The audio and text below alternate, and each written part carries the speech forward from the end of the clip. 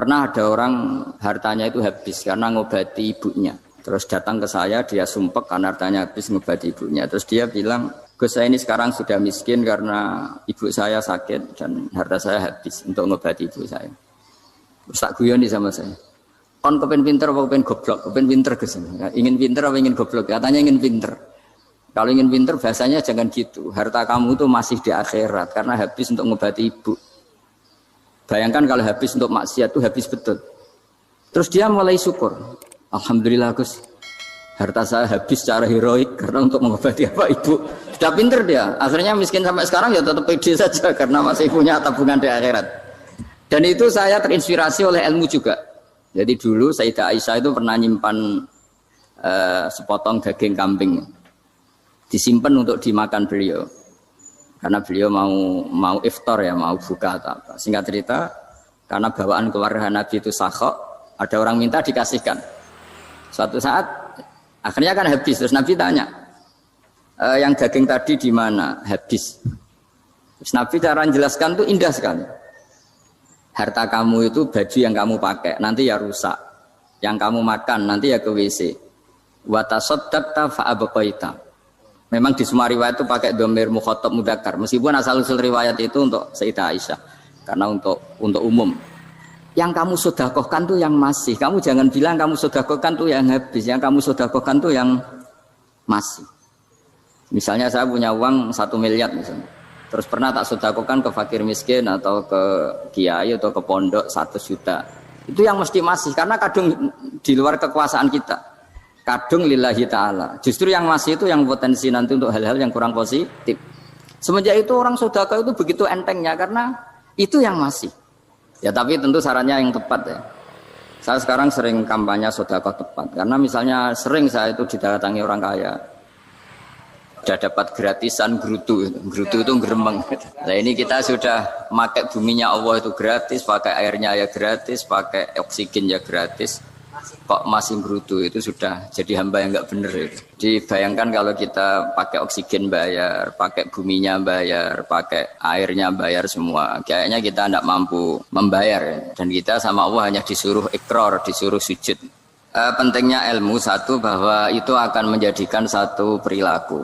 Misalnya begini ya, dulu itu kiai-kiai Jawa zaman dulu itu berpatokan karena dulu pemerintahan Hindia Belanda, seorang lagi masih pemerintahan Hindia Belanda. Itu dalil yang sering diutarakan itu sebaik-baiknya umara itu yang datang ke ulama, terus sejelek-jeleknya ulama itu yang datang ke umara. Tapi semenjak pemerintahan Indonesia dan kemudian ditandai beberapa tokoh kayak Gus Wahid putra Kiai Hasyim jadi Menteri Agama, ada Gus Wahid putra Kiai Wahab juga jadi Menteri Agama, ada Kiai Fathur Rahman keluarga Mbah Maimun, keluarga Sarang juga pernah jadi Menteri Agama. Kemudian bersamaan dengan itu dibangunlah satu pegangan ilmu. Pegangan ilmu ini penting karena ini yang mengilhami semua orang Islam, terutama ya utamanya ulamanya. Ada seorang ustadz, seorang guru ngaji yang karena melihat rata-rata penguasa itu zalim ya, datang ke Harun Ar-Rasyid. Ini perlu disemak, datang ke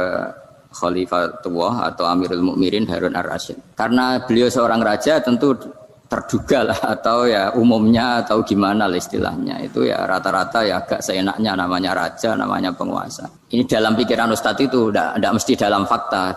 Kemudian si ustadz itu matur, ya Amirul Mukminin inni nasihun lak famusyaddidun alaika fala tajidanna fi nafsika syai'an. Saya ini mau nasihati Anda, kemudian saya cara nasihati itu keras. Tolong jangan dimasukkan hati. Dia bilang famusyaddidun alaika. Saya nanti kalau nasihati itu keras sekali. Tolong dimaklumi, karena ini penting, karena Anda harus dinasihati secara keras. Tapi sebelum nasihat itu diutarakan, kata Harun Ar-Rasyid, karena beliau Bani Abbas dan beliau orang alim, termasuk muridnya Imam Malik. Kata Harun Ar-Rasyid, uskut, kamu diam Ustaz. Inna Allaha ta'ala arsala man huwa khairun minka ila man huwa syarrun minni. Wa ma'adhalika yaqulu Allahu ta'ala faqula lahu qawlan layyinal la'allahu yatadzakkaru aw yakhsha. Jadi ini sekaligus etika dan norma ya bagi semua dai di Indonesia dan semua kita.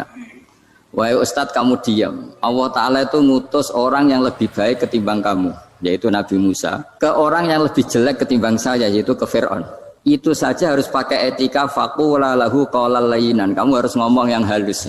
Jadi intinya ini Harun Ar-Rasyid komplain. Kamu itu kalau jadi ustadz ngaji kira-kira gitu. Jadi betapa baiknya orang dulu memahami Quran. Jadi Quran itu dibaca, kemudian kita mungkin baca terus jadi cerita. Mungkin ada yang baca jadi perilaku, ada yang baca kemudian itu mengilhami, membentuk. Nah kira-kira itulah yang membentuk kiai-kiai alim di NU, di beberapa pesantren maupun orang-orang alim di luar NU. Asal apa ya, ngajinya dan bacanya seperti kita. Pasti seperti itu. Karena cara berpikir tadi. Sudah, jadi akhirnya si Ustadz tadi keluar dan minta maaf, anta a'lamu minni, ternyata engkau lebih alim ketimbang saya. Jadi kalimat famusyaddidun alika, saya akan keras cara memberi nasihat, itu yang diket, yang dipotong, yang dibatalkan atau yang diralat oleh Khalifatul Harun Ar-Rasyid. Yaitu dikatakan inna wa ta'ala arsalaman huwa khairun minka ila man huwa syarrun minni. Yaitu Allah mengutus orang yang lebih baik ketimbang kamu, yaitu Nabi Musa, ke orang yang lebih jelek ketimbang saya, yaitu Fir'aun. Itu pun harus faqula lahu qaulal layyinan. Cara berdakwah harus dengan kata-kata yang halus, yang lembut, yang indah. Dan dengan kata-kata itu diharapkan la'allahu yatadzakkaru aw yakhsha. Semoga yang didakwai menjadi ingat. Sehingga dengan kemampuan ilmiah seperti ini menjadi pegangan bersama bahwa kita sebagai dai atau sebagai tetangga atau sebagai sama-sama warga Indonesia, bawaan kita memang harus faqula lahu qaulal layyinan la'allahu yatadzakkaru aw yakhsha. Kemudian dalam disiplin ilmu yang lain, halus itu tidak kuat. Angin itu ya halus, tapi kalau di manage itu jadi kekuatan yang dahsyat. Begitu juga air dan sebagainya. Sehingga tidak perlu khawatir terus kalau dakwah halus itu tidak punya efek yang signifikan. Tidak juga. Allah Ta'ala itu pengelola angin. Angin itu kekuatannya dahsyat. Sehingga Nabi Sulaiman dikasih kekuatan angin dan bisa terbang kemana-mana. Kemudian sekarang jadi teknologi yang banyak memanfaatkan angin. Mulai rem, mulai apa saja. Sehingga dari cerita saya ini kemudian terus kiai-kiai itu membentuk dakwah termasuk di ekonomi dengan cara yang rileks. Nah cara rileks itu satu tentu dimulai dengan ilmu. Misalnya begini, saya beri contoh. Ketika ada orang melafadzkan kalimat la ilaha illallah, tiada Tuhan selain Allah. Kemudian kalimat ini mungkin kalau orang NU baca itu rutin ya, karena kiainya kelamaan ya yang ikut sambil tidur. Ya. Kalau tahlil itu disebut kiai tertentu itu mesti yang belakang, wah suwi itu kalau kiai itu lama itu. Nah kiainya juga karena jadi lakon ya kan lebih semangat karena pegang mic, biasanya gitu di NU itu kalau khotib mesti semangat karena yang pegang mic, yang dengerin mesti ngantuk karena monoton gitu. Karena yang mendengerin sudah tahu pasti nyuruh baik meninggalkan yang jelek, jadi ilmunya sudah disimpulkan dulu. Setiap yang tidur di masjid mesti tak tanya kenapa tidur, ilmunya tidak ada perkembangan, Gus, nyuruh yang baik meninggalkan yang jelek. Tapi kalau ilmunya agak ada perubahan kan dengar semua pasti nyuruh yang jelek meninggalkan yang baik, karena watak manusia itu agak-agak suka fitnah, itu suka geger. Tapi kalau monoton itu mesti enggak itu. Tapi yang menjadi pegangan kita, saya ulang lagi, itu ilmu dulu. Saya ulang lagi itu ilmu dulu. Saya berkali-kali menyontohkan, kalau ada orang kafir, orang yang tidak bersyahadat 70 tahun, kemudian dia bersyahadat sekali saja di akhir hayatnya. Itu kata Allah, qulil ladzina kafaru iyantahu yughfar lahum ma qad salaf. Katakan ke mereka yang kafir, jika dia mau bersyahadat, itu masa lalunya diampuni semua. Sehingga kedahsyatan kalimat ini luar biasa. Orang yang kafir 70 tahun saja, barokahnya la ilaha illallah ini, dosanya bisa diampuni semua. Nah kemudian karena ilmu ini tidak begitu populer atau kurang dipopulerkan, atau kita sendiri kurang menghayati, sehingga la ilaha illallah itu lebih dianalisis. Cara lafadz ini pelafatannya ada sanadnya enggak ya? Terus cara melafatkan bareng-bareng seperti itu ada tumpengan ini bid'ah enggak ya?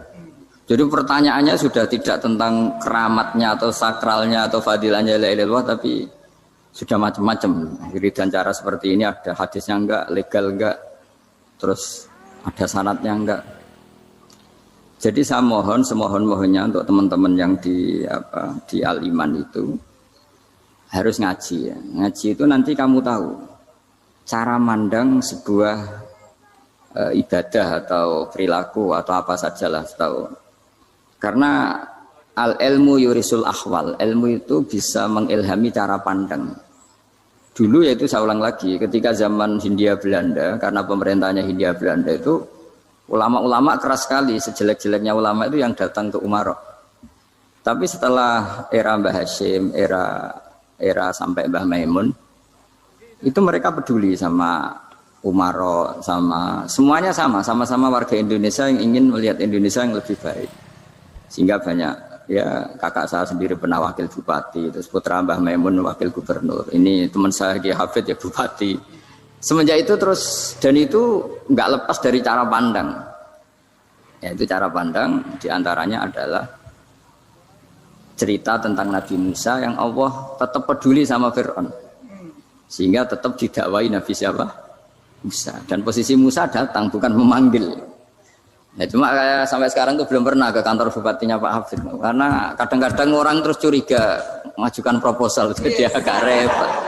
Ketemu bupati itu sialnya kiai kan mesti pikirannya orang bupati ini nyangoni, kiai ini disangoni itu. Itu terus kayak kita fakir miskin itu. Jadi makanya saya tuh belum pernah datang. Tapi alhamdulillah karena beliau berambisi menjadi wa khairul umara mayatuna babal ulama. Jadi datang tapi sangat ambisius ingin mengalahkan ulama karena dia kalau datang statusnya lebih tinggi. Ya tidak apa-apa, ini tawaduk tapi niatnya agak begitu tawaduk. Jadi datang. Jadi saya sering ke Jakarta tapi ya tadi jarang ya. Biasanya nganggarkan waktu hanya pas saja, tidak kurang tidak lebih. Biasanya ngajar di pondoknya Pak Kures itu di Baitul Quran ya. Hanya ngajar santri-santri. Nah, jadi pemahaman Quran dulu itu kata Imam Ghazali itu membaca Quran itu membaca, bukan bercerita. Kalau kamu membaca seperti ini, kunta qori'an, kamu pembaca. Pembaca itu yang mengambil pelajaran. Tapi kalau kamu hanya cerita, itu namanya kunta hakian. Sebenarnya Anda tidak membaca Quran, tukang cerita. Misalnya tadi, cerita Nabi Musa datang ke Fir'aun. Itu kalau kamu hanya cerita, wah dulu itu ada orang namanya Fir'aun, didakwai Nabi yang namanya Musa. Ya ini namanya tukang cerita. Kalau kamu pembaca tidak gitu. Betapa baiknya Allah, orang sengawur Fir'aun saja inginnya Allah masih ingin diselamatkan dengan mengutus Nabi Musa kekasihnya. Itu namanya kunta qori'an, kamu pembaca betul, bukan kunta hakian, kamu tukang cerita. Begitu juga seterusnya tentang Quran ayat-ayat seterusnya. Sehingga yang diharapkan dari pembacaan Quran itu memang kita sebagai ahli baca, ahli mu'tabir ya, ahli yang ngambil pelajaran, bukan tukang apa? Cerita. Sehingga dulu ketika Sayyidina Umar radhiyallahu anhu ketika membuka Baitul Maqdis atau Baitul Muqaddas dan diajak syukuran, pesta-pesta makan itu. Beliau enggak mau. Ketika ditanya kenapa engkau enggak mau? Alasannya itu langsung beliau baca Quran. Jadi saya punya sekian contoh. Saya ulang lagi, saya punya sekian contoh. Orang-orang dulu dengan Quran itu menyatu, bukan sekedar dihafal tapi menyatu. Sehingga bawaannya itu sudah Qurani, sudah Qurani. Saya beri contoh pertama Rasulullah SAW, nanti Umar kedua. Rasulullah itu pernah nggak makan sampai 3 hari. Terus ditanya oleh sahabat, lalu kekuatan engkau bisa hidup apa? Terus menghentikan al-aswadani, maksudnya itu tamar dan air, hanya makan kurma dan air. Tapi beliau tidak ketemu roti atau nggak ketemu nasi lah kalau orang Indonesia. Ketika hari ketiga dikasih makan oleh sahabat, dipotongkan kambing, kemudian baru makan 3 lukmah, kira-kira ya 3 asupan nasi, berhenti. Padahal sahabat yang lapar sama dengan Rasulullah itu membayangkan Nabi itu sampai kenyang, sampai apa. Tapi ketika ditanya, seperti ini pun nanti ada hisabnya. Walatus alunna yauma idzin anin naim. Jadi acara makan-makan gini itu nanti ada hisabnya. Nabi nangis. Akhirnya sahabat nggak jadi nerusin makan. Jadi ketakutan orang dulu sama ketika Sayyidina Umar dijak pesta ketika memenangkan Baitul Maqdis itu. Inna wa ta'ala ayyara qauman. Allah itu mengkritik sebuah komunitas kaum karena apa? Adhabtum thayyibatikum fi hayatikum dunya wastamta'tum biha. Kamu adalah orang-orang yang jatah nikmat kamu sudah kamu habiskan di dunia. Adhabtum itu kalian habiskan. jatah kenikmatan kamu di dunia. Wastamta'tum biha, kamu di dunia sudah berpuas-puas. Maka jatah Anda sekarang di akhirat habis. Sehingga Sayyidina Umar enggak mau pesta-pesta karena takut jatah nikmatnya habis. Kata beliau terus astabqi thayyibati, akan saya sisakan sisi-sisi kebaikan saya supaya ndak habis. Corong Jawa itu aja dientek-entekno biar jatahnya masih. Sehingga di dunia kiai itu ya meskipun saya akrab bupati, akrab mungkin wakil gubernur, saya itu ya jarang ketemu. Karena kalau orang Jawa bawaannya ketemu ya makan-makan, guyon-guyon. Ku nak keterusan ras di mlebu swarga.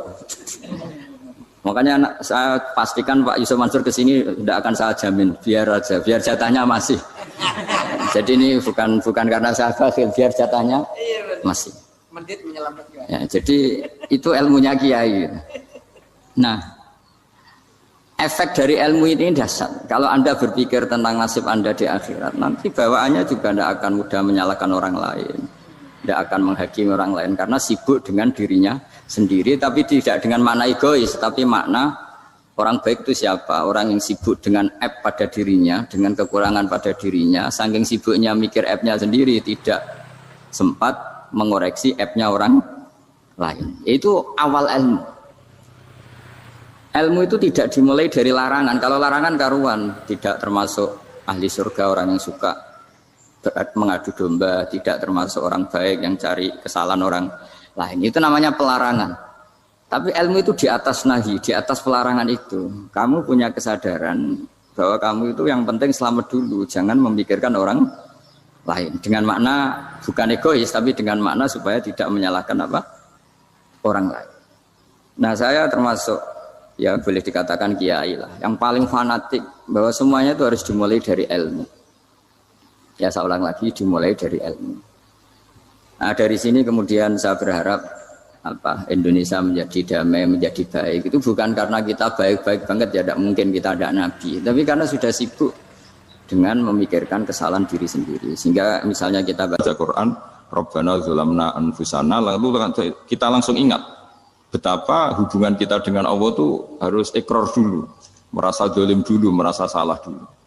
Nah kalau semua orang merasa salah di depan Allah itu mesti bawaannya agak mudah menyalahkan orang lain, karena kita bilang Rabbana dzalamna anfusana. Nah itulah ilmu-ilmu yang mungkin banyak pembaca Quran tapi hanya baca, atau kalau baca ini tok disebut al-haqi, ahli cerita. Yang dibutuhkan tuh al-qari, pembaca kemudian mu'tabir, kemudian mau beriktibar.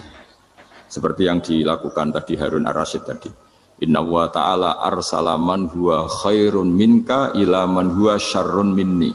Wa ma'adzalika yaqulu wa ta'ala faqula lahu qaulal layyin. Ini kamu tidak usah memaksakan musyaddid keras sama saya, karena Allah Ta'ala telah mengutus orang lebih baik ketimbang kamu, yaitu Nabi Musa, ke orang yang lebih jelek ketimbang saya, yaitu Fir'aun. Itu saja harus beretika, faqula lahu qaulal layyinan la'allahu yatadzakkaru aw yakhsha. Dan alhamdulillah bawaan kita sebagai orang Timur atau orang Jawa itu kalau mau ngandani orang itu halus sekali. Di antara bentuk kehalusan kata-kata diceritakan di ayat lain. Ketika Nabi Musa ketemu Fir'aun. Dawuhnya begini. Fakul apa itu yang di juz 30 yang juz di juz 30 ini yang bagian dari, kan tadi hanya fakul lahu qaulal layyinan.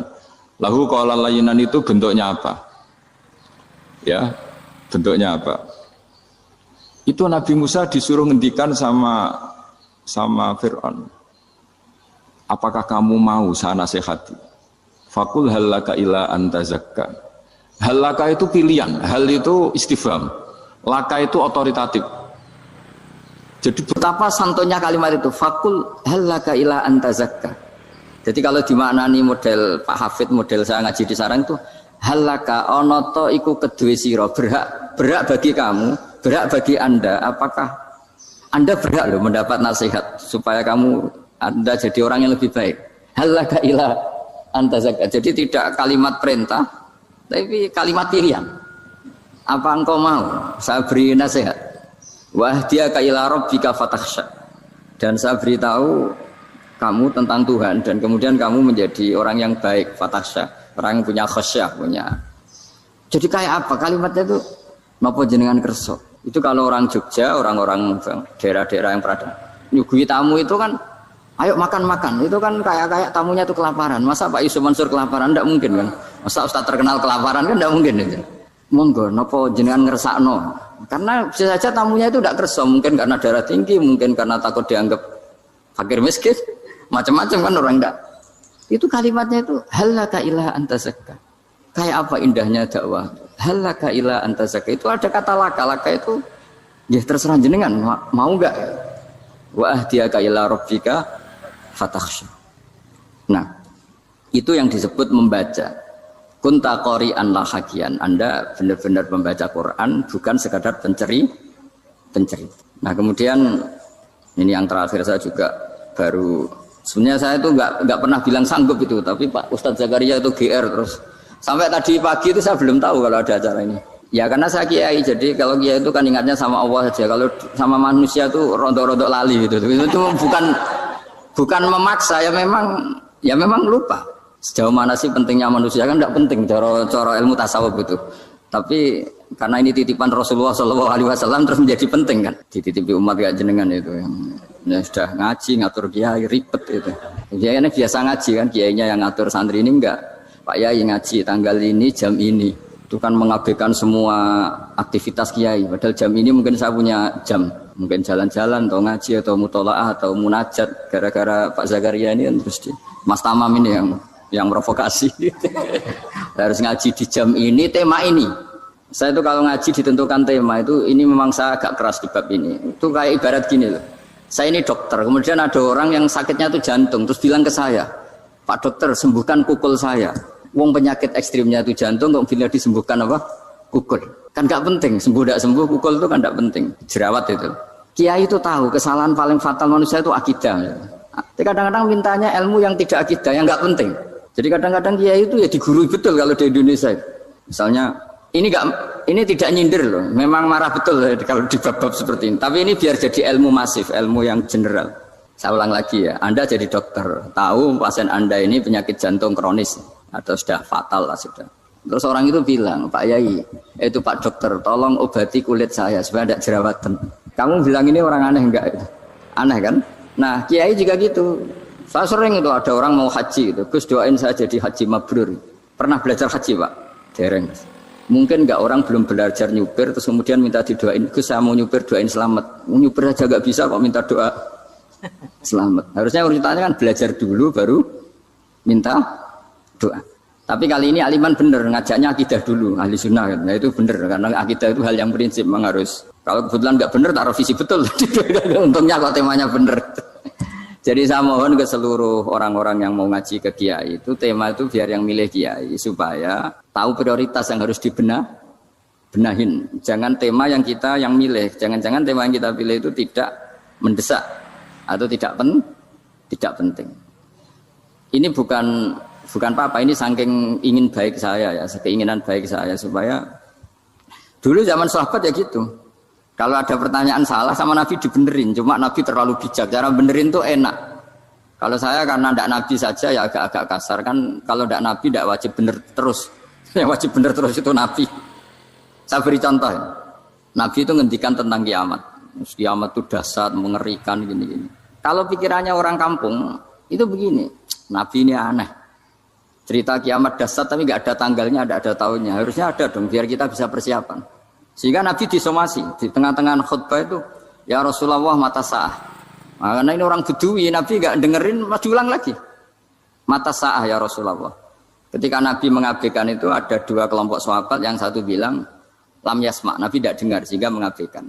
Yang kedua bilang sami'a wa kariha, Nabi sebenarnya mendengar tapi tidak berkenan.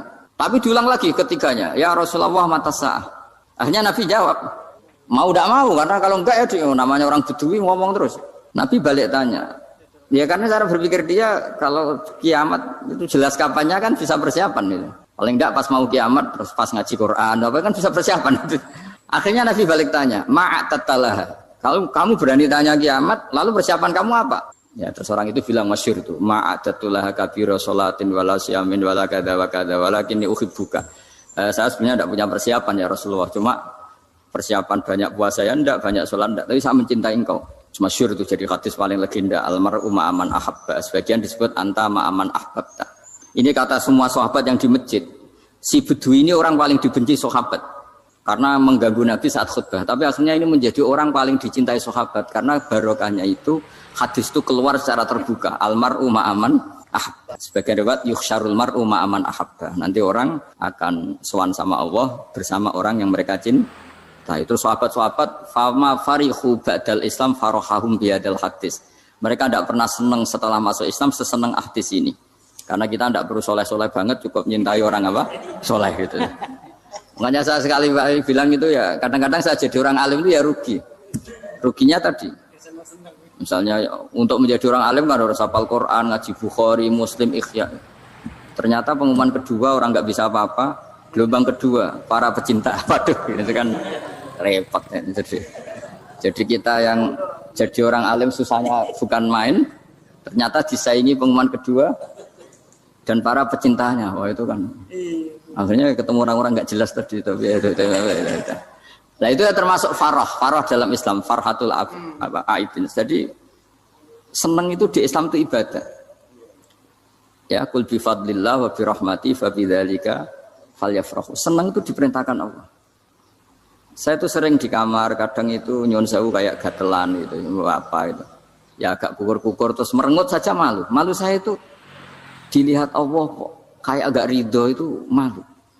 Ya kayak tadi lah, kamu dikasih rumah gratis, kemudian pas yang ngasih datang kamu kelihatan cemberut, itu yang ngasih kan mangkel. Jadi dikasih gratis masih cemberut. Sama hubungan kita dengan Allah itu semuanya dikasih gratis. Makanya tabassum, senyum itu ibadah. Kita yang nekuni ilmu hadis. Betapa hebatnya Nabi ngendikan, kalau kamu tidak bisa ibadah yang berat-berat, cukup ibadah senyum. Kadang ngendikan talqati wajhin, kamu cukup berwajah yang indah, yang menyenangkan. Tabassum, senyum. Kalau kamu tidak bisa membalas jasanya orang yang ngasih, minimal kamu senyum, minimal kamu kelihatan senang. Gitu. Nah, makanya senang itu sudah ibadah. Dan sekarang orang untuk senang aja susah. Karena bawaannya nuntut orang lain supaya kayak keinginan dia, bawaannya nuntut, ya ribet, kalau gitu ya ribet. Makanya saya bilang al ilmu yurisul ahwal, ilmu itu diperkuat. Nanti yurisul ahwal, ilmu itu akan membentuk Anda. Dulu beberapa raja itu ya kumo luhur karena jadi raja, punya apa saja. Tapi punya penasihat ulama itu ya nasihat itu sederhana. Ada seorang raja tanya ke kiai, gimana dengan semua kerajaan saya? Wah, padahal dia punya apa saja. Jenengan miskin sekali, itu kerajaan seluas ini. Kok bisa aja? Terus ditanya sama si ulama tadi. Andaikan Anda di padang pasir, kemudian kalau tidak minum segelas air itu mati. Apakah Anda akan membeli segelas air ini dengan semua kerajaan Anda? Oh iya, pasti apapun saya lakukan untuk mendapat satu gelas air. Terus la tafrah bimulkin la yusawi syarbatamain. Kamu jangan bangga dengan kerajaan yang nilainya itu enggak sebanding dengan segelas apa? Air. Akhirnya raja itu mikir, saya tidak jadi raja bisa hidup. Tapi kalau enggak minum air mati. Berarti penting satu gelas air. Akhirnya lama-kelamaan ini anggap kerajaan itu biasa, ternyata enggak sepenting segelas air. Ya seperti kita lah, misalnya orang enggak punya Alphard itu enggak malu. Tapi kalau nggak punya celana itu malu. Kamu mau punya Alphard tapi nggak punya celana? Kan nggak mau. Yaitu ilmu. Ilmu itu yurisul akhwal. Ilmu akan melahirkan satu perilaku. Jadi kalau ilmu Anda mantap, pasti syukurnya juga mantap. Gitu. Ya makanya saya termasuk kiai yang selalu mendorong pentingnya ilmu. Bahkan kata Sufyan Ats-Tsauri ngendikan saking pentingnya ilmu ada kata fa'lam annahu la ilaha illallah. Dimulai kata fa'lam. Dan saking pentingnya ilmu itu setiap nabi itu status permanennya itu hanya satu, mengajar. Rabbana wab'ats fihim rasulam minhum yatlu 'alaihim ayatik, membacakan ayat-ayat Allah sampai wa yu'allimuhumul kitab, mengajarkan kitab wal hikmah. Bahkan Allah sendiri wasofa dzatahul 'aliyah bi annahu al-muallim. Yaitu Allah ngendikan Ar-Rahmanu 'allamal Qur'an. Jadi betapa hebatnya pengajar. Allah sendiri mensifati dirinya itu Ar-Rahmanu 'allamal Qur'an. Allah itu Maha Rahman yang mengajarkan Quran. Di surat Iqra juga disebutkan Iqra wa rabbukal akram alladzi 'allama bil qalam. Jadi Allah mensifati dirinya sebagai pengajar. Kayak apa pentingnya mengajar? Karena al-ilmu yurisul ahwal. Ilmu ini melahirkan satu sikap. Pernah ada orang hartanya itu habis karena ngobati ibunya. Terus datang ke saya, dia sumpek karena hartanya habis ngobati ibunya. Terus dia bilang, Gus, saya ini sekarang sudah miskin karena ibu saya sakit dan harta saya habis untuk ngobati ibu saya. Terus tak guyon sama saya. Kon kepen pinter apa kepen goblok? Kepen pinter Gus. Ingin pinter apa ingin goblok? Katanya ingin pinter. Kalau ingin pinter bahasanya jangan gitu. Harta kamu itu masih di akhirat karena habis untuk ngobati ibu. Bayangkan kalau habis untuk maksiat itu habis betul. Terus dia mulai syukur. Alhamdulillah Gus. Harta saya habis secara heroik karena untuk mengobati apa ibu. Sudah pinter dia. Akhirnya miskin sampai sekarang ya tetap pede saja karena masih punya tabungan di akhirat. Dan itu saya terinspirasi oleh ilmu juga. Jadi dulu Sayyidah Aisyah itu pernah nyimpan sepotong daging kambing, disimpan untuk dimakan beliau, karena beliau mau iftar ya, mau buka atau apa. Singkat cerita, karena bawaan keluarga Nabi itu sakhok, ada orang minta dikasihkan. Suatu saat akhirnya kan habis, terus Nabi tanya, yang daging tadi di mana? Habis. Terus Nabi cara menjelaskan tuh indah sekali.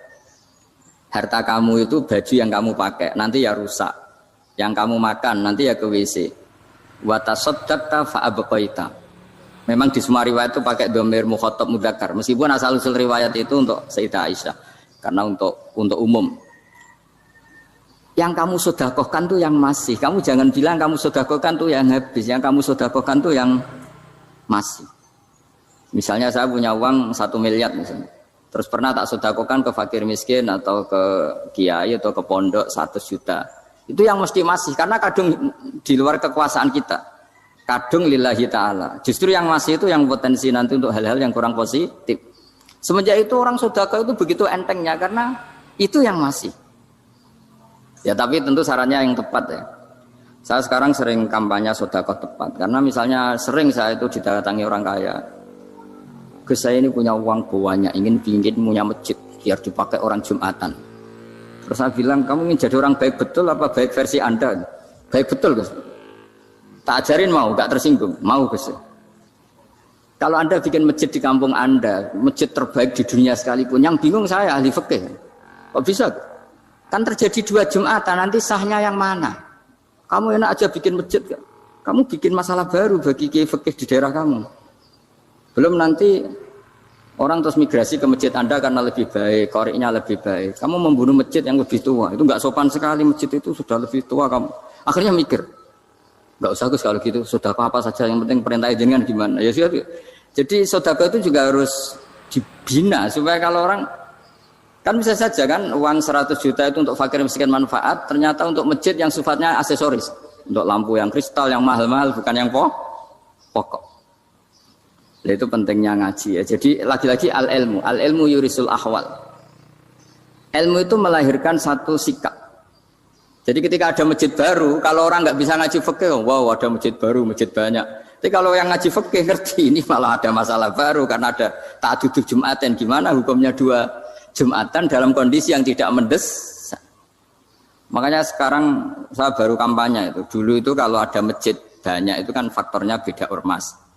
Beda pemahaman atau agak jauh, masih hukum sosial atau bawaan kondisi. Misalnya di dekat UGM itu ada masjid kampung pertama, bawaan masjid karena ada kantor besar, atau bawaan ada pabrik besar, atau ada sekolahan besar.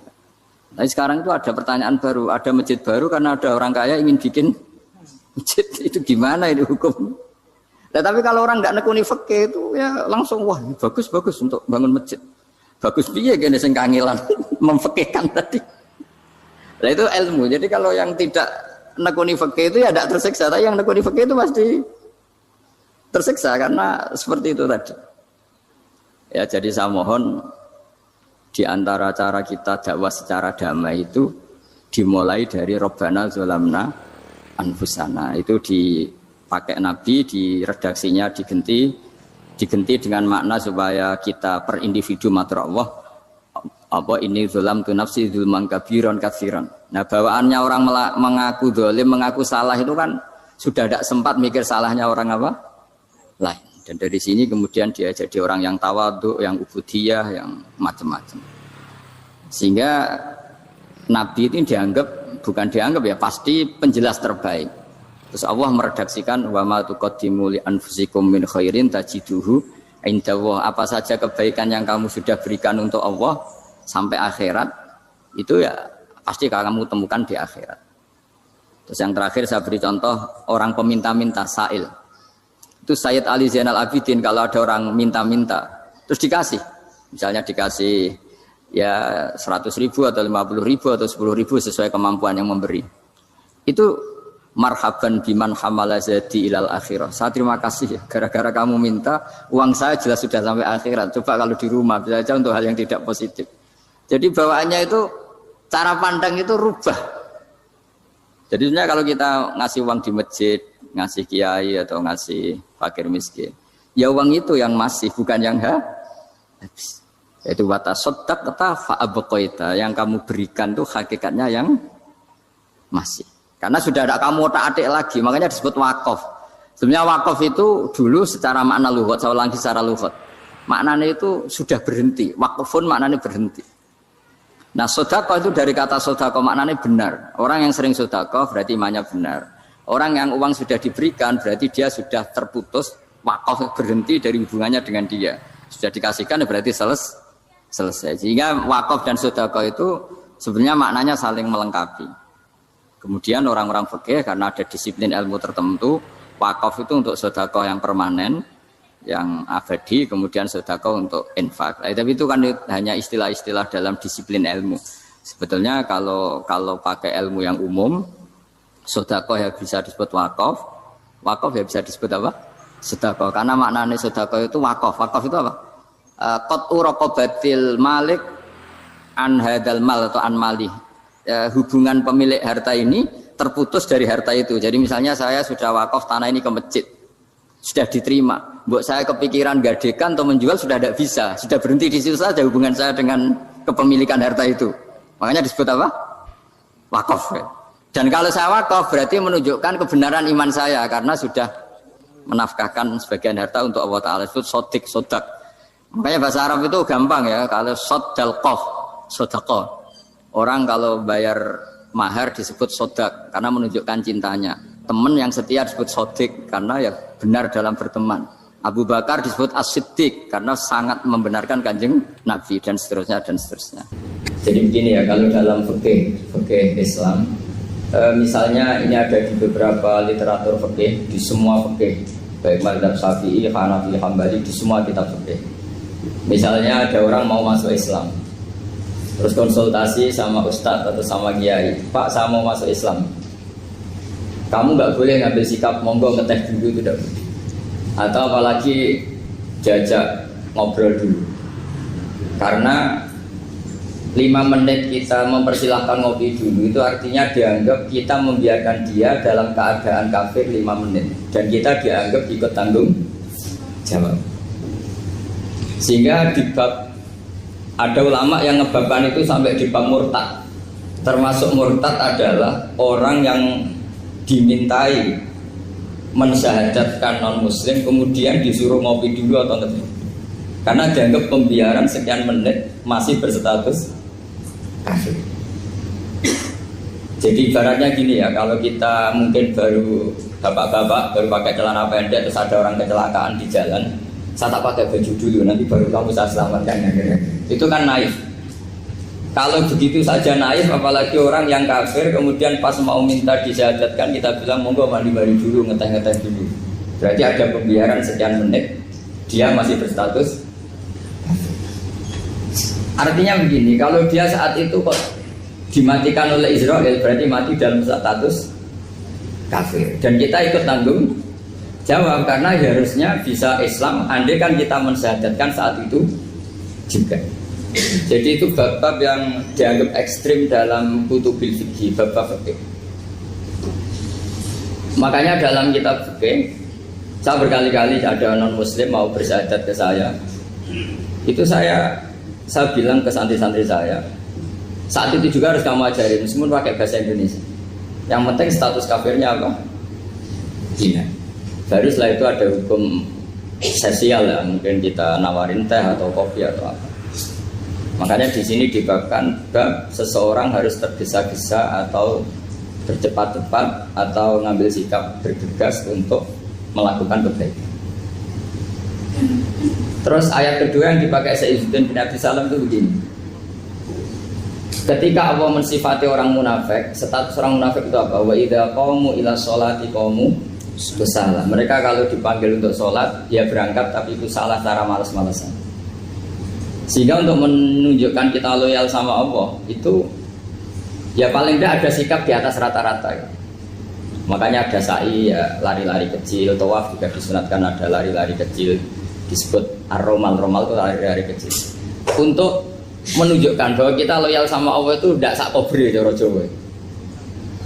Nah itu dibabkan sendiri. Jadi beda antara tergesa-gesa sama ekspresi serius. Jadi musyawarah itu ya kira-kira kan nggak mungkin lah kita dipanggil rektor atau kiai atau orang tua kita terus jalan leha-leha itu kan nggak mungkin. Nah contoh yang diambil di sini begini. Ketika ada debat terbuka antara Fir'aun dan Musa, saya ulang lagi ya, ada debat terbuka antara Musa dan Fir'aun. Kan Nabi Musa datang ke Fir'aun. Lalu kata Fir'aun, ini asal-usul ayat ini saya terangkan sejarahnya. Kata Fir'aun, lalu kalau kamu tidak nuhankan saya, Tuhan kamu siapa? Terus kata Musa, Rabbus samawati wal ardi, yang nuhani langit dan bumi. Fir'aun masih berkelit. Kalau Tuhan di bumi, setahu saya kemana-mana yang dituhankan saya, kata Fir'aun. Ma'alim tulakum min ilahin ghairi. Terus Nabi Musa masih ngendikan, ya sudah Tuhan yang nuhani langit. Terus Fir'aun manggil Haman. Haman itu arsitekturnya Fir'aun. Ya Haman ibnili sorhal ali abduhul asbab samawati fa'attaliya ila ilahi Musa. Haman bangunkan kami piramida yang tinggi. Saya ingin melihat Tuhannya Musa. Musa akhirnya mikir, karena kalaupun Fir'aun bisa naik ke langit tetap tidak bisa melihat Tuhan. Kita tahu Tuhan nggak bisa dilihat. Kita yang mukmin aja tidak lihat, apalagi Fir'aun rivalnya kan. Akhirnya Musa ganti argumentasi, yaitu argumentasinya Musa, Rabbukum wa Rabbu abaikumul awwalin. Ini perlu diingat dan perlu saya sampaikan. Yang nuhani kamu dan yang menuhani leluhur kamu. Itu sangat memukul Fir'aun. Karena logikanya kalau Fir'aun itu Tuhan, berarti babanya dulu tanpa Tuhan. Ini ada Tuhan terlambat. Jadi kalau Fir'aun Tuhan, berarti mbahnya tanpa Tuhan, karena zaman era mbahnya belum ada Tuhan. Karena perdebatan itu banyak punggawa Fir'aun yang mukmin. Wah ini Fir'aun nggak bener ini. Kalau dia Tuhan berarti mbahnya tanpa Tuhan. Karena kalau iman itu akan diadili, akan dieksekusi, maka orang ini berstatus rajulun mu'minun min ali Fir'aun yaktumu imanah. Maka di Quran diterangkan wa qala rajulun mu'minun min ali Fir'aun yaktumu imanah. Ada seseorang yang iman tapi menyembunyikan iman. Lah orang ini selalu ikut rapat di rapat-rapat penting Fir'aun, termasuk rapat ketika Fir'aun dan para tentaranya memutuskan membunuh Musa. Karena dia ikut rapat dan eksekutornya besok disuruh nangkap Musa, orang ini malam itu juga nemuin Musa terus bilang innal mal ayat tabiru nabikal yaqtulu Musa. Rapat tadi malam memutuskan kamu besok dibunuh, maka kamu harus bergegas meninggalkan Mesir. Nah, dari kesimpulan itu, dari cerita itu kemudian diambil secara hukum fikih bahwa untuk menyelamatkan darah harus jasa, harus bergegas. Andai kan Musa itu kok sak kobre, sak sempate, maka keburu. Andai kan ini rojul ini tadi, orang tadi penasihat tadi, kok sak kobre ya, maka berarti Musa terlanjur tertang. Jadi itu pentingnya ulama ya. Jadi cerita yang linear, cerita yang seakan-akan cerita di tangan ulama tetap menjadi al-ahkam al-fiqhiyah, menjadi ketentuan-ketentuan apa? Fikih. Jadi yang diambil di sini adalah lelaki tadi yang ikut rapat tadi bergegas menemui Musa, memberitahu kalau kamu besok mau dieksekusi, fakhrus, maka kamu harus secepatnya keluar dari Mesir untuk menyelamatkan diri. Terus oleh Sayyidina bin Abi Salam dibabkan bab harus tergesa-gesa menyelamatkan darahnya orang apa? Islam. Jadi ini penting saya sampaikan. Jadi al-qasas ya, semua cerita di Quran itu tidak sebagai cerita, karena Quran tidak ingin melahirkan pendongeng, tapi harus menjadi ibrah, menjadi Jadi makanya terus di kitab-kitab ulumul Quran diterangkan al-qasas, ya, beberapa cerita di Quran adalah semuanya menjadi ketentuan fikih. Saya ulang lagi ya, semua cerita yang ada di Quran itu menjadi ketentuan fikih meskipun alurnya apa? Cerita. Kayak tadi kan alurnya cerita bahwa lelaki ini bergegas nemui Musa supaya Musa cepat keluar dari Mesir. Terus dibabkan babul musaroah ilan musifik. Saya teruskan. Wa kama la ra'ayna ma yaqtulu musliman law tabtu alaihi la qatalahu fal musaroah ila takrisihi min wajibatun. Idlaisal unatu mahmudatan fi kulli syai'in falaha mawatin tuhmadu fiha wa mawatin tudamu fiha wa kadzalika al musaroah wal lain wal dhulta wa ghairuhuma. Terus cara berpikir ulama, saya pernah baca dalam satu sejarah ulama besar namanya Sufyan Ats-Tsauri. Sufyan Ats-Tsauri itu menjadi wali itu gara-gara kalau sholat di masjid itu beliau datang sebelum azan. Saya ulang lagi, beliau datang sebelum azan. Ditanya, kenapa kalau kamu datang sebelum azan? Saya ini gak ingin jadi hamba yang buruk. Hamba yang buruk atau pembantu yang buruk adalah setempe nunggu dipanggil. Misalnya kita tahu majikan kita pasti manggil jam 7. Kemudian jam 7 itu Anda masih ngopi, masih tata-tata, itu kan tidak menghormati majikan. Harusnya kamu setempe di jam yang saat itu pasti majikan Anda memanggil. Kata beliau, saya tidak ingin seperti pembantu yang buruk, datang nunggu apa? Dipanggil. Jadi itu ada beberapa spirit ya, atau inspirasi dari aturan-aturan mahabbah. Sebab itu ketika Allah kritik orang munafik, wa idza qamu ila sholati qamu kusala, ketika dipanggil sholat mereka datang bermalas-malasan.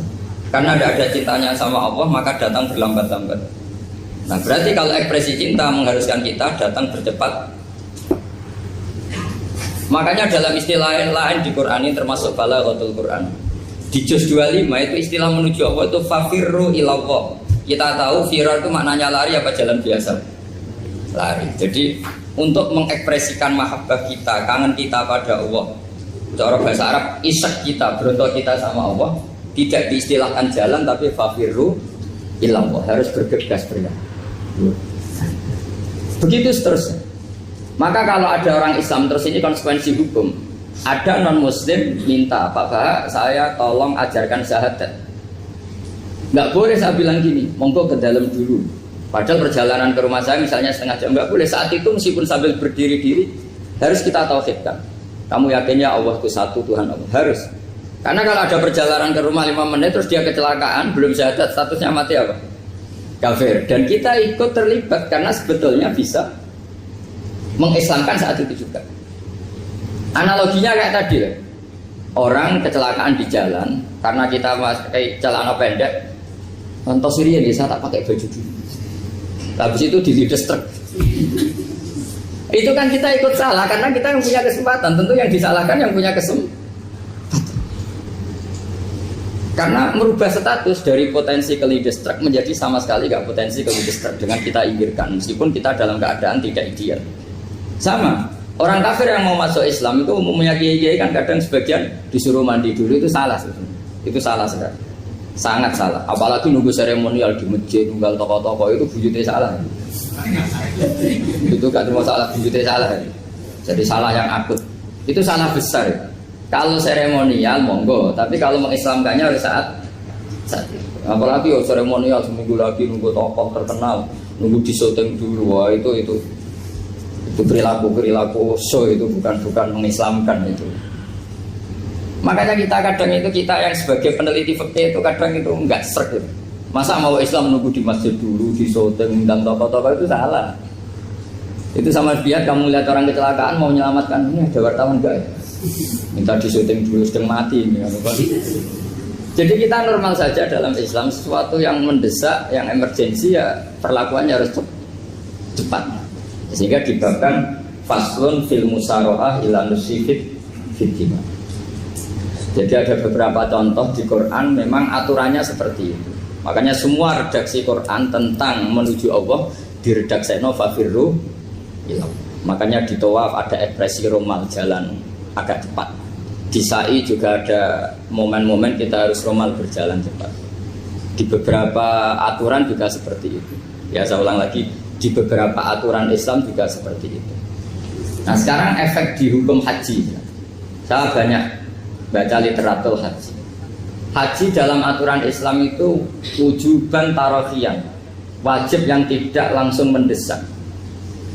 Kemudian semenjak ada fakta kita harus nunggu, daftar tunggu. Itu kita sebagai ahli fikih itu gamang. Misalnya gini, saya umur 20 punya uang, sekarang berapa daftar? 25 juta ya. Saya umur 20 punya uang 25 juta. Saya jomblo misalnya, ya butuh nikah, ya butuh macam-macam. Itu wajib daftar haji apa enggak? Karena kalaupun daftar nunggu 20 tahun. Nah sekarang kalau ada orang umur 50 tahun punya uang 25 juta, menurut Anda wajib daftar saat itu apa enggak? Wong daftar saja bisa game gitu.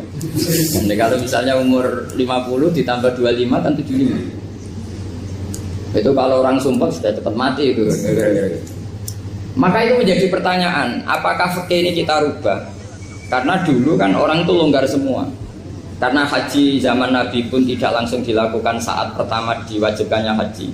Jadi Nabi punya sisi unik. Pertama ada tahun diwajibkannya haji, Nabi tidak langsung haji. Sebab itu ulama berkesimpulan kalau wajibnya haji tidak langsung. Maka fikih itu memang unik. Sholat juga gitu. Ada istilah begini dalam sholat. Watajibu sholat ala kulli muslimin wujuban muwassa'an. Di semua kitab fikih takbirnya seperti itu redaksinya. Wajib sholat dilakukan orang Islam wujuban muwassa'an, wajib yang ada longgarnya. Sehingga ketika zuhur jam 12 WIB kita dengar azan, boleh sholat setengah 1, jam 1, setengah 2, jam 2. Karena memang wujuban muwassa'an, memang ada batas akhir waktu misalnya sampai setengah 3. Nah problemnya begini, misalnya setengah 1 Anda pasti dipanggil majikan kamu yang diharuskan melakukan satu aktivitas, misalnya Anda pilot, yang nggak mungkin sholat lagi di kokpit. Apakah status wujuban muwassa'an wajib yang longgar menjadi hilang karena setelah itu tidak ada kesempatan lagi sholat? Apa tetap kita sebagai ahli Islam yang agak balelo tapi alim, misalnya ya sudah tetap jadi pilot, nanti kan ada aturannya sendiri, ada rukhsahnya sendiri, ada kemurahan sendiri, kita sudah jadi pilot. Misalnya sholat tanpa harus menghadap kiblat, sholat yang tetap di perjalanan. Kira-kira Anda kalau jadi ahli fikih milih mana? Milih harus sholat di depan, apa tetap memberi kelonggaran? Gak apa-apa sholat sambil apa? Nyuper sambil pilotin apa pesawat. Anda milih mana? Karena kalau konstitusi ilmu itu memang harus ada, dengan tanda kutip ya, memang harus ada nakalnya. Kalau nggak nakal malah gak sah. Memang unik ilmu itu. Karena ilmu itu kalau dipaksakan lurus terus, itu nanti malah bengkok karena menghilangkan rukhsahnya Allah, kemurahan Allah. Tapi kalau dipaksakan rukhsah terus, murah terus, nanti dianggap menyepelekan hukumnya Allah.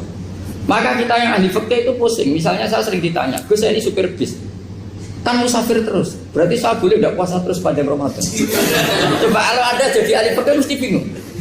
Mau boleh, ya boleh terus supaya orang nggak peduli sama Ramadan. Mau mengatakan wajib puasa, kayak nggak peduli dengan kemurahan Allah yang membolehkan musafir tidak puasa. Coba loh, Anda jangan jadi ekstremis yang misalnya bantah tok, protes tok, ini kan. Jadi memang mengkaji ilmu itu. Ya makanya dengan tanda kutip itu harus ada nakal. Tapi nakal yang baik, bukan nakal. Nakal itu kalau bahasa Jawa itu kan tidak harus dosa. Seperti anak kecil, menek-menek itu, tuh bocah kok nakal. Padahal anak kecil menek itu haram dah. Enggak kan? Malah orang tuanya yang bentak itu yang haram. Yang nakal betul ya ibunya yang bentak cerewet itu, karena ibunya orang yang sudah mukallaf, sudah tua, salah langkah yaitu bentak. Kalau anaknya naik meja itu ya sebetulnya bahasanya tidak nakal, lucu. Oh jebles pinter conggo iso munggah meja, harusnya diapresiasi. Tapi rata-rata itu semua akal mecah gelas. Coba, malah boe malah mecah tabungan. Bapaknya marah tukang nguras tabungan. Sebetulnya senakal-nakalnya anak kecil itu nakal orang tuanya, itu pasti. Karena ini sudah kena kitab, sementara anak-anak belum kena. Saya pernah punya tamu, karena di tradisi Kiai itu sering punya tamu. Bapak ibunya itu kultus sama Kiai, bentak anaknya disuruh salim sama saya. Anak kecil kan nggak mau jalan-jalan terus, marah. Tak marah orang tuanya tak marahin. Yang dosa itu kamu bentak anaknya. Kalau anak kecil itu kena diskon rufi al-qalamu an salasin. Di antara aturan Islam apa? Tidak ada keharusan bagi 3 orang. 1 anak kecil sampai balik, 2 orang tidur sampai bangun, 3 orang gila. Artinya anak kamu itu tidak kena khitab untuk sopan sama saya. Kamu yang kena khitab baru sopan sama anak-anak. Nah ini ada Jawa itu kadang keliru. Jadi orang tua itu marah-marah memaksakan anaknya sopan. Padahal Allah memberi diskon anak kecil itu belum wajib sopan. Gak apa-apa ada tamu naik-naik asal masih anak kecil. Makanya Rasulullah ketika beliau sholat sujud itu Hasan Husain itu naik. Cara Jawa Nabi itu 3 tumpaan. Semua riwayat mengatakan Nabi itu diam saja gak berani ngangkat. Sampai sahabat itu ada yang melongok, ini Nabi sujud lama sekali ada apa? Jadi kita punya riwayat itu ya baru kayak sahabat yang agak nakal. Semuanya itu sujud, tapi bareng di atas rata-rata ada sahabat yang belakang ngomong. Siapa tuh ini sujudnya kok lama? Barokahnya itu ditemukan riwayat. Oh, ono putune. Karena Hasan itu naik di atas punggungnya apa? Nabi itu andikan tidak ada yang ngomong, riwayat ini tidak ditemukan. Barokahnya ada yang ngomong itu mungkin. Kalau sekarang mungkin semua masjid melongok karena orang sekarang jarang yang khusyuk. Kalau dulu hanya 1 yang di belakang. Setelah itu Nabi memberi penjelasan, saya tadi sebetulnya harus mengakhiri sujud saya sesuai aturan umum, tapi ada cucu saya tak biarkan sampai dia puas naik punggung saya, sehingga dia turun baru saya naik. Filosofinya apa? Begini, anak kecil 1 tidak kena khitab, 2 jangan sampai sholat itu jadi problem. Kalau Nabi nyentak Hasan, membentak, putu ono bae sholat kok diganggu, maka sholat menjadi trauma. Gara-gara sholat bahasa bentak saya. Lama-lama anak ini trauma dengan sholat karena dianggap problem. Makanya saya termasuk kiai nggak berpendapat anak kecil nggak boleh di masjid. Sering kan anak kecil di masjid ayat khutbah ramai. Saya termasuk setuju tetap boleh. Kalau dibentak di masjid maka dia trauma dengan masjid. Wong saya ke masjid dibentak. Lagi pula kadang-kadang orang tuh gaya-gayaan tok. Wah, ramai orang khutbah ramai nih. Padahal kalau nggak diramein anak-anak malah udah tidur. Kita kan tidak bisa menjamin kalau perilaku kita lebih baik gitu. Mendingan kan anak-anak main di masjid dibanding di karaoke kan. Jadi kan, lah ini maksudnya saya, ini fikih ya. Fikih itu wilayahnya, makanya jadi ahli fikih itu susah-susah gampang. Jangan hanya berpikir protes dengan ketentuan fikih, mengkaji yang sebanyak-banyaknya. Itu tadi, misalnya Anda seorang supir permanen, supir bis terutama. Kalau truk kan bisa leha-leha, kalau bis kan apa ada deadline-nya ya waktu. Seperti bis jurusan Surabaya Semarang, saya kan sering naik bis jurusan Surabaya Semarang. Kadang-kadang supirnya melihat saya tanya, Gus saya ini supir, saya ini Ramadan itu gimana ya? Ya saya sudah ngerti setengah nakal, dan senengnya dijawab rasa poso ya saya tahu. Tapi masalahnya secara fikih kalau kamu mengatakan kamu harus puasa terus, kamu melanggar konstitusi ilmu. Memang musafir punya diskon? Boleh? Tidak puasa. Pertanyaannya, bayarnya kapan? Wong Syawal ya nyupir lagi, Dzulqa'dah nyupir lagi, nanti sampai Ramadan ya. Nah terus, ya pas kamu cuti, biasanya cutinya pas sakit, boleh diskon lagi karena sakit. Coba. Nggak, andai kan ada jadi ahli fikih milik zaman. Lo kalau orangnya soleh terus kayak ustadz-ustadz di sini kayak dosen UI kan, masa dosen UI Universitas Islam nggak Islami kan nggak mungkin. Mungkin memilih poso kan. Masalahnya ini kan hukum untuk orang kebanyakan, nggak boleh hukum musuh gak kuat. Sahur jam 3:30 ngombe vitamin pokoknya harus kuat. Itu udah hukum, itu saran. Hukum itu beda dengan saran. Hukum itu hanya berbicara musafir itu boleh store. Kalau saran memang boleh, ya usahakan kamu makan 3:30 pas fit, nyumpir. Terus kalau nyumpir selesai jam 10 nanti istirahat. Memangnya majikan bisa ngatur jamnya? Itu fikih. Maka menjadi perdebatan yang namanya pergi itu apa?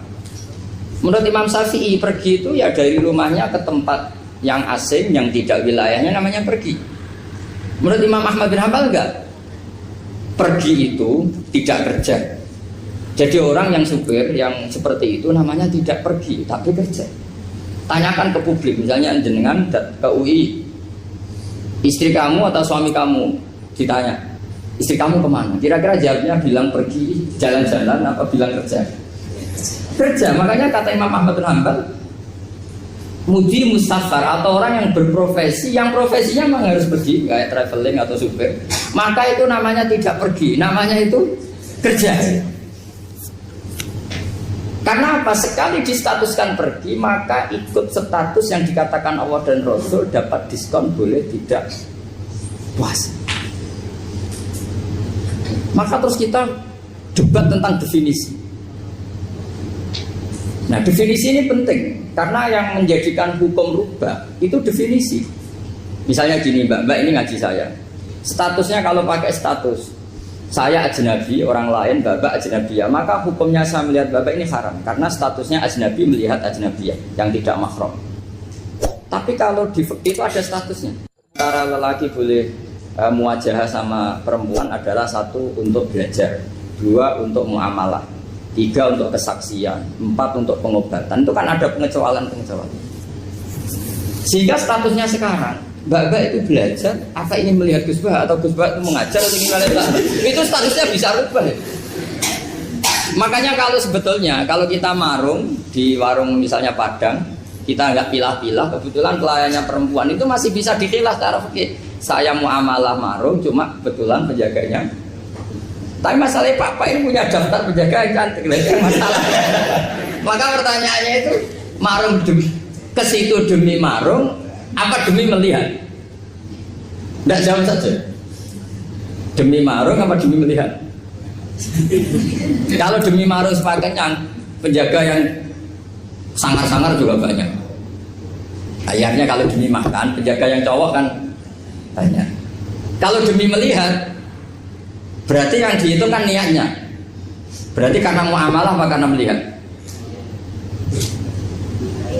Melihat. Itu status. Jadi makanya kalau mudi musafar itu namanya orang pergi atau orang kerja? Orang kerja. Maka menurut pikirannya Imam Ahmad bin Hanbal seperti itu harus puasa. Karena dia adalah pekerja, bukan musafir. Lalu dalam masalah jumlah 3 hari misalnya. Kalau dalam fikih kita, nggak saya kenapa ngomong fikih terus ya, karena banyak yang melupakan fikih. Jenengan pergi haji. Zaman Nabi haji itu jamak dan qashar terus. Padahal hajinya Nabi itu, haji itu minimal kan berapa hari minimal itu? 9, 10, 11, 12. Sebenarnya haji itu minimal hanya 4 hari. Karena 13 Dzulhijjah bisa nafar apa?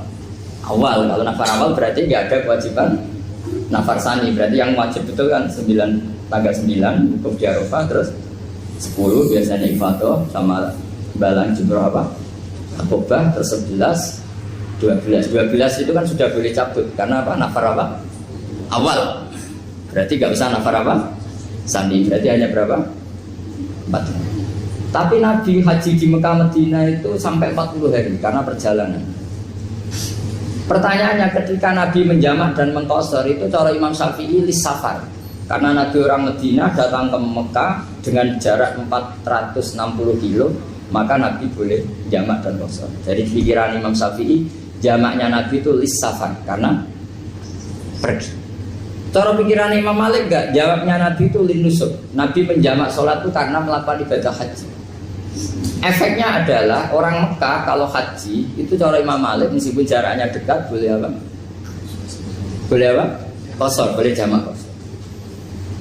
Lalu terus ada pertanyaan fikih lagi. Lalu jamak qashar itu karena pergi apa karena masyaqqah? Karena repot. Coba kalau sampean kira-kira jawab. Misalnya kita orang kaya bawa uang 1 miliar naiknya Alphard, ada supirnya, ada ajudannya. Pergi di jarak 100 kilo. Masyaqqahnya kan tidak ada sama sekali, apalagi di tol kebetulan tidak macet. Kira-kira boleh jamak enggak? Boleh Gus karena pergi, tapi kan nggak ada repotnya sama sekali. Dibanding misalnya yang ngebis bawa beras 1 pintal gitu kan, udah gitu suruhan orang lagi kan pusing. Maka fikih ini untuk memberi hukum itu kalau fikih itu menstatuskan dulu. Ini orang boleh jamak itu karena masyaqqah apa karena safar. Lalu kalau setelah karena safar itu karena jaraknya apa tingkat masyaqqahnya. Kalau karena jaraknya ya tidak juga. Tidak juga gini maksudnya. Mungkin Anda tidak pernah terpikir begini. Kalau saya mau ke Jakarta, kemudian sampai Purworejo itu sudah waktu zuhur. Saya boleh nggak zuhur di situ sama saya? Boleh kan? Padahal perjalanan saya belum capek. Artinya nunggu boleh jamak itu setelah kita menempuh jarak itu apa menuju, sedang menuju dan niat. sedang menuju Dania. Misalnya saya mau ke Jakarta, saya orang Sleman mau ke Jakarta, itu sampai mana itu Magelang itu sudah boleh jamak kan? Boleh nggak? Boleh karena saya mau ke. Nah pertanyaan secara fikih mungkin Anda tidak terlintas. Ternyata ditelepon sama istrinya nggak jadi pergi. Padahal sholatnya kadung di jamak duhur dan asar. Apakah setelah di rumah sholat lagi? Tapi nggak pernah mikir gitu. Jadi orang fikih itu sudah pusing, makanya jangan diprotes terus. Kita ini sudah pusing, tapi orang itu enak aja protes terus. Nggak menurut jenengan nanti wajib sholat lagi enggak? Dia bolehnya jamak kan berdasar berstatus musafir. Ternyata setelah Magelang ditelepon istrinya nggak jadi. Dia kadang sholat duhur dan asar. Setelah pulang masih jam 1. Terus ada asar, wah sempat sholat. Kalau ada sholat lagi apa ada? Jangan saran. Kalau saran, wah sebaiknya sholat lagi. Itu tidak hukum, itu saran itu namanya. Saran dengan hukum beda. Sholat lagi pada loh, ketika ada jaga itu berdasar malas atau berdasar hukum? Apa? Nah kalau Anda sholat lagi, pertanyaannya gini, Allah itu tidak punya tradisi mewajibkan 2 kali. Pertanyaan fikihnya mesti gitu. Dan saat Anda di Magelang menjamak itu melakukan sesuatu yang disahkan oleh agama. Berarti pas Anda jamak duhur asar, sesuatu pas melakukan itu kan berstatus sah dan boleh. Meskipun setelah itu ada masalah, istri kamu nelpon terus pulang. Tapi pas itu kan sudah dinyatakan oleh malaikat sah, Anda sudah duhur dan asar. Kalau melihat itu tidak wajib mengulang. Tapi bisa saja malaikat ada yang usil. Itu sah karena Anda berstatus musafir. Berhubung status Anda hilang, maka poin Anda sudah sholat juga hilang. Kamu milih fikih yang mana? Jadi peneliti fikih itu beda dengan orang-orang yang dengarin protes. Beda karena nengkuni itu beda karena ada konsekuensinya. Makanya fikih itu sampai saya punya kitab fikih itu dikarang satu orang itu jumlahnya 20 jilid, per jilid itu segini. Jadi satu meja ini dikarang satu orang. Itu mulai yang presisi, yang detail sampai yang khayal. Yang khayal juga ada. Yang khayal itu tadi beliau banyak menghayalkan gini. Suatu saat Anda datang ke Mekah itu hanya butuh waktu 20 menit. Zaman itu belum ada pesawat. Lalu boleh gak jamak? Boleh gak nakal? Nakal itu begini. Sama orang kaya punya jet pribadi. Misalnya ada Ronaldo masuk Islam, orang kaya. Itu bisa gak puasa? Karena begini. Misalnya dia orang, contohnya orang Arab ya. Orang Arab, jangan orang. Dan contohnya itu dibalik saja. Di sini itu kalau imsak jam berapa? Imsak Ramadan jam berapa? 3:30 aja biar aman ya. Kalau 3:30 kan pasti imsak. Dia terbang ke Mekah. Jadi orang sini puasa jam 5 kan mulai puasa, dia terbang ke Mekah kan masih malam. Makan terus dia. Mekah mau ada matahari terbang lagi ke barat. Karena dia menghindari berstatus puasa. Atau sebaliknya, dia orang Mekah jam 12 puasa, 12 siang puasa. Dia wah kalau 6 jam lagi buka bisa barat saya. Terbang ke Indonesia. Ke Indonesia terbang baru 1 jam, di sini sudah buka. Itu khayal. Jadi itu ada khayalnya. Itu lama dulu sebelum ada pesawat sedang mengkhayal gitu. Bolehkah orang yang di Masyrik ke Maghrib demi itu? Kalau Anda jadi Raja Salman jam 1 kok sudah nggak kuat apa? Puasa itu diberi saran terbang ke Indonesia. Itu kalau pakai jet kan nggak sampai 9 jam, 1 jam ke Jakarta. Sudah ada wow akbar. Bukan. Boleh enggak? Lo mau kamu enggak bilang, oh enggak boleh. Wong di Jakarta sudah huru samsi. Masa sudah matahari terbenam orangnya enggak boleh? Bukan. Leja. Apa? Kalau resikonya gini, Sampean mungkin nggak mikir, resikonya gini, kalau dia berstatus musafir, bolehnya buka karena musafir, pertanyaannya dia wajib bayar. Kan musafir bolehnya kodok nanti harus bayar, tapi kalau dia buka normal kan bayar, beda, efek pakainya beda. Sampean jangan protes, Gus Baik gimana, mau ngaji malah dijak senam. Ini kan ngajinya para dosen, para pegawai, jadi harusnya itu jadi mufti, ngaji untuk jadi mufti. Bukan ngaji untuk mendengarkan. Jadi makanya saya mohon jangan sering protes sama ulama. Ulama itu sudah pusing. Karena efek-efek hukum itu tidak gampang. Kayak tadi misalnya kalau dia boleh buka atas nama musafir, resikonya wajib bayar. Masalahnya Raja Salman ini mau enggak gitu. Mau dia inginnya. Maka pertanyaannya itu kitab yang milik saya tadi yang 20 jilid tadi. Ulama itu mulai dulu sudah membayangkan bagaimana kalau suatu saat ada satu kendaraan. Kenapa ulama bisa membayangkan itu? Karena ada buruk. Meskipun mereka nggak numpak buruk, hanya Rasulullah, tapi kan bisa membayangkan ada toyul waktu. Waktu itu bisa dilipat. Karena ulama dulu ahli astronomi, jadi bumi itu bulatnya gini, muternya gini. Berarti suatu saat ada satu ilmu di mana orang ambil satu posisi terus melewati toyul waktu, ngalami lintasan waktu. Mulai dulu itu sudah dibicarakan. Pertanyaannya lalu status orang ini kayak apa? Misalnya tadi orang Mekah ingin cepat buka terbang ke Indonesia. Orang Indonesia menghindari imsak, misalnya 3:30, dia belum sahur. Wah kalau saya di Indonesia ini sifatnya sahur. Wah saya tak terbang ke Mekah. Enak kan terbang di Mekah ternyata masih jam 8. Wah bisa makan sepuasnya jam 8 malam, maksudnya jam 20. Kan enak ya. Bar wareg balik ke Indonesia wis jam 1 siang.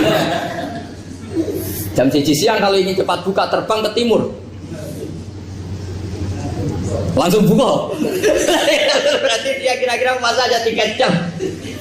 Tapi terus ya mungkin kalau sampean tahu pogo sudah repot-repot ngono tinggal turu ndelok sinetron kok buka dhewe. Itu tidak hukum, saran itu namanya apa? Kalau hukum tetap tadi yang dikatakan puasa adalah imsak, mulai jam imsak sampai hurubus. Lalu pertanyaannya lagi, hurubus samsi sampai imsak itu konversi jam apa nyata-nyata hurubus samsi? Kalau yang diliwati khotul istiwa, katul istiwa itu nyata, fi'lan. Kalau dalam bahasa Arab fi'lan awaqiyah. Tapi kalau Anda orang kutub, saya sering kirim-kiriman surat sama mufti-mufti yang ada di Timur Tengah, di Eropa, konsultasi maksudnya. Orang kutub itu kan tidak ada matahari, tidak ada apa-apa. Jika kalau Anda baca kitab di kutub, mesti Gus Ba ada pembohong. Misalnya orang kutub ngaji saya, kamu harus subuh sebelum matahari terbit. Sekali matahari terbit waktunya hilang. Duhur setelah matahari agak ke barat. Asar kalau matahari terbenam hilang waktunya. Terus mereka mesti bilang mataharinya di mana? Maka pertanyaannya, boleh gak mengkonversi waktu untuk orang kutub? Jadi misalnya pola umum subuh jam 4:30. Berarti antara subuh dan qadha itu 1 jam setengah. Subuh sama zuhur polanya berapa berarti? Kalau 4:30 sampai jam 12 ini 6 sama 7:30. Berarti ya kira-kira habis subuh nunggu 7,5 jam baru zuhur, nunggu 3 jam baru asar, nunggu 3 jam baru maghrib. Berarti waktu puasa kira-kira antara jam 4 sampai jam 6. Berarti berapa jam itu? 12 sama 2 14 jam. Oke, berarti orang kutub harus puasa 14 jam. Tidak bergantung waktu mata. Tapi ada lagi pertanyaan lucunya gini, lalu 14 jam Gus itu dimulai dari mana? Apa asal 14 jam? Apa harus ada konsensus setarnya? Masih ada PR lagi. Menurut kamu gimana? Ada konsensus setarnya dimulai jam 4 dini hari. Apa asal jumlahnya? Imsak 14 jam. Mikir lagi kan?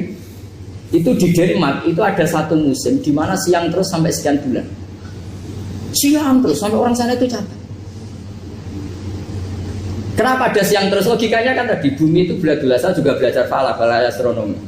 Kalau tepaan kamu di sisi yang barat agak utara atau agak selatan, matahari ini nyentrong terus. Sehingga bumi mulak-malik ya kamu kesentrong terus karena kita ini kan tepaan di katulis tiwa, di Di khotul istiwa. Sebenarnya khotul istiwa itu bahasa Arab dari kata khotul istiwa. Khotun itu garis, istiwa itu tengah. Islam itu oleh Allah memang dipilih di tempat paling top yaitu Mekah. Mekah Ka'bah itu surratul ardi. Jadi sebelum ditemukan ilmu astronomi itu Nabi sudah ngendikan Al-Ka'bah surratul ardi. Ka'bah itu pusarnya bumi. Sehingga di Ka'bah itu satu-satunya area yang terbebas dari medan magnetis. Karena dari utara dan selatan benar-benar di tengah. Maka potensi jam paling akurat di dunia itu ya hanya jam yang di Mekah itu.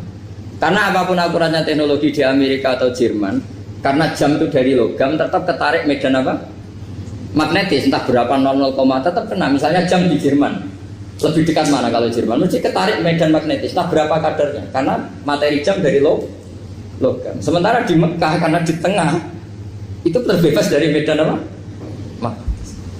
Nah, sehingga yang segaris dengan Mekah kayak Indonesia itu semuanya khotul istiwa. Nah kalau khotul istiwa normal itu artinya ya 12 siang secara umum ya 12. Sehingga ulama Indonesia kalau ngaji itu lebih gampang, lebih tidak dianggap bohong. Karena ya ada terbitnya matahari, ada zawalus syamsi, ada hurubus syamsi. Coba kalau kitab itu Anda baca di kutub utara sama kutub selatan, murid kamu bingung semua. Ini gimana Ustadz, tidak ada matahari kok semuanya diukur pakai matahari. Lalu pertanyaannya dikonversi kan? Pertanyaannya kalau dikonversi pakai apa? Asal 14 jam, apa harus sepakat dimulai jam berapa? Milih mana? Milih sepakat. Pertanyaannya kalau sepakat, ukurannya siapa yang jadi ahlul halli wal aqdi?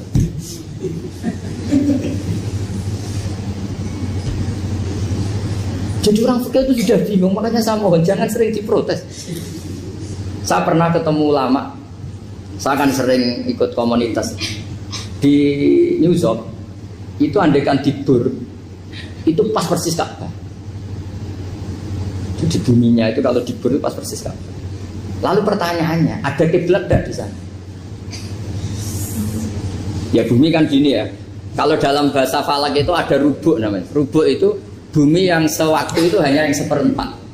Ya bumi yang sewaktu itu hanya seperempat. Jadi kita sekarang siang, berarti yang baru siang hanya seperempat bumi. Nanti yang malam ya hanya seperempat bumi. Ya, misalnya sekarang kita di sini siang, di Arab Saudi kan belum, ini masih 5:30. Ini sekarang di Arab Saudi baru 5:30. Lah itu ada daerah di mana dengan Ka'bah itu pas atas sama bawah. Harusnya kan bebas arah. Apa? Bebas arah. Lalu orang sana sholatnya itu menghadap kemana? Pernah ulama New York itu minta fatwa ke Rabitatul Alam Al-Islami. Lalu kita harus menghadap kemana? Makanya dalam dunia anekdot ulama itu ada anekdot Abu Nawas itu orang yang nggak pernah kalah debat. Dia itu terkenal nggak pernah kalah debat. Tapi dia ada ilmuwan. Dia punya tetangga ilmuwan, punya pengaruh besar. Semua orang ngaji ke ilmuwan itu. Mantelnya bukan main, karena dia ahli falak, ahli astronomi. Mau nandingi dia tidak bisa, gak nandingi itu reputasinya jatuh. Orang itu berteori kalau bumi itu bulat-bulat. Kalau kamu jalan ke sini, maka akan ke titik yang suatu saat si profesor ini kemalingan, terus minta tolong Abu Nawas rumah saya kemalingan. Terus lari kemana malingnya? Ke timur. Setelah ke timur, larinya ke timur. Abu Nawas lari ke barat. Lari ke barat. Terus ditanya, sudah tak bilangin malingnya lari ke timur, kok kamu lari ke barat? Nanti ketemu di titik yang sama. Sebenarnya itu profesornya mangkel. Oh kamu nyindir loh. Artinya Abu Nawas gak terima. Teori Anda itu gak bisa. Secara keilmuan benar, tapi secara faktual gak boleh. Berarti kalau ada orang ngejar istrinya lari ke timur, dia harus tetap ke barat. Nanti ketemu di titik yang sama. Jadi malingnya tuh lari ke timur, Abu Nawas ngejar ke barat. Ketika ditanya profesornya, sudah bilangin malingnya tuh lari ke timur, kenapa ada ke barat? Kata Anda nanti ketemu di titik yang sama karena bumi bulat-bulat. Nah pertanyaannya gini, lalu kalau yang segaris itu ada arah enggak? Kayak New York tadi. Menurut kamu tetap berkiblat apa enggak usah? Loh kalau yang rubuk jelas. Loh gitu, kalau rubuk begini loh, misalnya begini, terus kamu di sini sama sini kan masih ada arah, tapi kalau sini sama sini Masih butuh kiblat. Sama ndak usah protes, orang fikih sudah pusing, ndak usah diprotes. Karena yang dipikir itu macam-macam. Nah ya makanya ini mengkaji ya, saya mohon. Ya kayak tadi ini mengkaji, saya mohon saya cukupkan sekian. Sementing apa ya kita ada respeknya lah sama ulama. Jadi ulama itu susah, mikirnya susah, harus tanggung jawab di depan Allah, di dunia diprotes terus. Ini mungkin yang bawa kitab ikutnya halaman 293 ya. Itu yang mungkin nanti bisa dikopi sama yang nggak punya tag. Yang nggak punya tag mengkopi sama yang punya. Di sini diantaranya itu ada bab faslun fi dzikri rajul manaqiba nafsi. Bab seseorang boleh menyebut kelebihannya sendiri. Asal niatnya tidak riya. Di sini dicontohkan tadi Bapak siapa namanya? Samsul. Pak Samsul ya. Di sini diceritakan ketika mau masa paceklik, saya ulang lagi masa paceklik, itu Nabi Yusuf karena merasa amanah dan merasa punya kemampuan mengelola ketahanan pangan, beliau bilang ke rajanya, qala ij'alni ala khazainil ardi inni hafizun alim. Raja, jadikan kami pengatur ketahanan pangan karena ini hafizun alimnya dan saya terpercaya. Hanya Nabi Yusuf seorang nabi tentu panutan, beliau menonjolkan kemampuannya itu boleh asal untuk kemaslahatan. Misalnya ada orang Islam sakit atau kiai sakit, dengan dokter bilang saja, saya dokter biar saya yang nangani. Itu boleh karena motivasi Anda dalam menyelamatkan Pak Kiai tadi atau orang yang sakit, bukan motivasi Anda adalah hadun nafsi, misalnya kalau dalam bahasa keinginan apa? Pribadi. Jadi itu boleh. Jadi ini di beberapa contohkan. Ya ayuhanna su'olimna mantikot toiri wa utina min kulli syai'. Nabi Sulaiman itu bilang gini, wahai para manusia, saya ini bisa bahasa burung apa saja dan saya bisa melakukan apa saja, wa utina min kulli syai'. Nabi Sulaiman ngendikan begitu karena ingin menunjukkan betapa sayangnya Allah ke saya. Sampai saking sayangnya Allah, saya bisa menguasai bahasa burung, bahasa binatang. Jadi motivasi seorang nabi itu ingin menunjukkan betapa kudrohnya Allah tidak terbatas. Nah buktinya apa ya? Buktinya Sulaiman, sama tak cerita Nabi Sulaiman itu kalau ke masjid itu mesti jagungan sama orang miskin. Terus beliau bilang gini, miskin yujalisu miskin, ayo podo kerene jagungan. Karena beliau dengan kenabiannya meskipun kaya raya itu tidak merasa punya sama sekali karena semuanya milik Allah Subhanahu wa Ta'ala. Dan beliau buktikan, beliau kaya raya itu untuk bangun Baitul Maqdis yang semegah itu semuanya pakai asetnya Nabi Sulaiman. Ketika bisa memperkerjakan jin dan setan juga untuk bangun Baitul Maqdis, bukan untuk bangun dirinya, rumah dirinya. Ya ini dicontohkan satu Nabi Sulaiman, dua Nabi Yusuf. Terus ketiga contoh yang diambil, setiap Nabi ketika pidato kepada umatnya mesti ditutup dengan wa analakum nasihun amin. Saya ini adalah penasehat yang terpercaya. Jadi ajaran saya bukan ingin menyengsarakan kamu, tapi wa analakum nasihun amin. Saya adalah penasehat yang baik. Artinya kan menonjolkan diri. Jadi boleh asal itu untuk kemaslahat. Jadi misalnya UI punya penemuan apa yang keren, yang maslahat orang Islam diumumkan. Bahwa ini penemuan UI. Tapi tujuan Anda supaya mengangkat harkat martabat UI. Bukan setelah itu terus kirim surat ke rektor, saya harus tambahan gaji karena saya penemunya. Wah itu sudah gak bisa jadi wali kalau gitu tidak. Tapi nanti rektornya yang ya gak tahu diri gitu. Masa penemu sama gak penemu disamakan ini.